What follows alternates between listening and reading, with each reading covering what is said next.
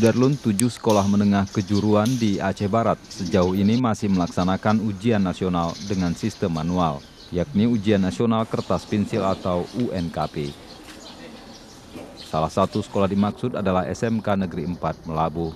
Pada ujian di hari kedua, Selasa pagi, pelajar menerima soal dan mengisi jawaban di kertas yang dibagikan pengawas. Di Aceh Barat sendiri saat ini baru 4 SMK yang sudah menggelar UN dengan berbasis komputer atau UNBK.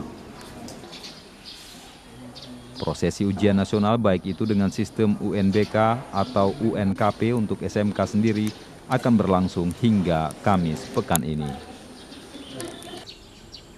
Dari Melabuh, Rizwan, Serambi On TV.